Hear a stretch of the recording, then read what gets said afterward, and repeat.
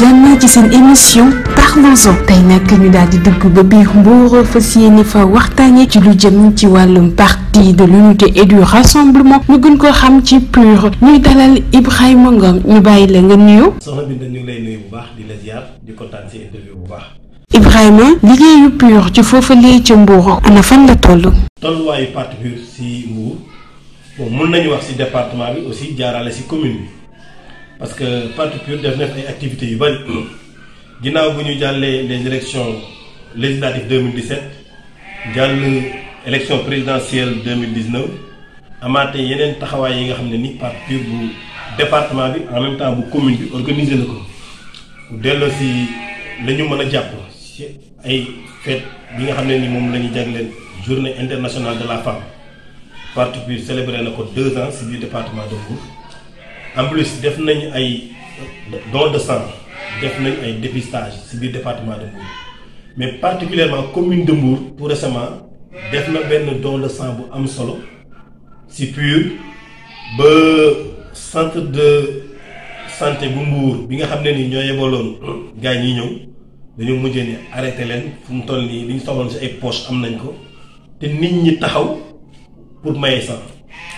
après si la ñu mujjee ne bon yéen li ngeen def ci Mbour vraiment gisum kenn ku ko def dem ba gars yi taxaw di maye waa hôpital bi ñoo mujjee noonu ñun fu mu toll nañ amoon ci ay gestes ci ay poche jeex na tey yooyu ay feel yi nga xam ne def nañ ko image yaa ngi fi mën nañ koo wane def nañ aussi li ñu tuddee dépistage ci diabète ci wàllu mag ñi ñu teel leen testé loolu def nañ aussi dépistage ci wàllu les maladies cardiovasculaires feebar yi nga xam ne nii xëy na mag ñi lay gën a sonal li ci demee léeg-léeg mu jëlee ci AVC genre yooyu loolu day wane ne parti PUR intéressé wu na ci santé askan wi mais bi mujj nag muy def nañu randonnée pédestre ci biir commune de Mbour te loolu département de Mbour yëpp ñoo ko defoon seulement man li ma wax rek actuellement damay wax ci commune de Mbour mais moment boobu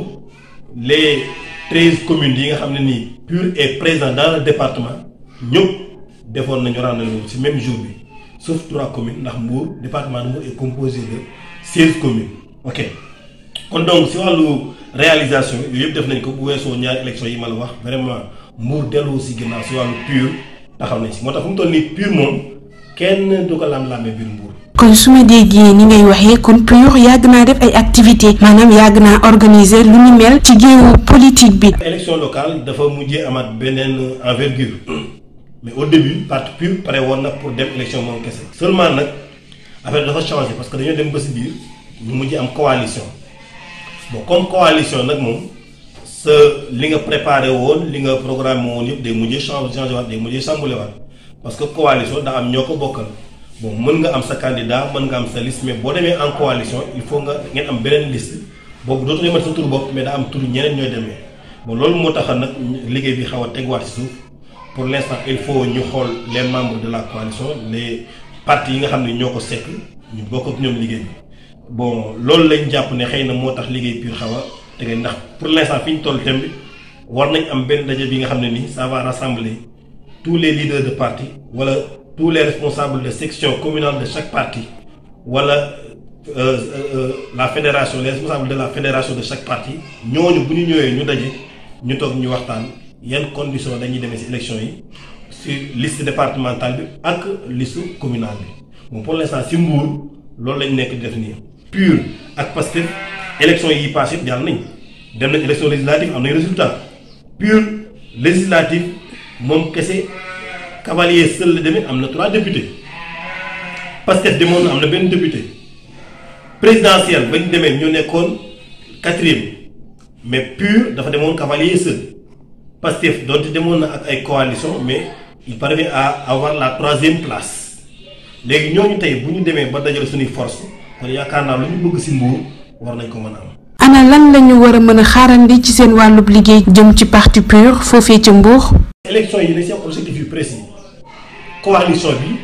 dañoo bëgg lépp luy maire ci commune yi ñu jël ko bu ñu ko jëlee dinañu may ñu am représentativité ci wàllu département ndax élection communale ku ko wax da ngay waxaat en même temps élection départementale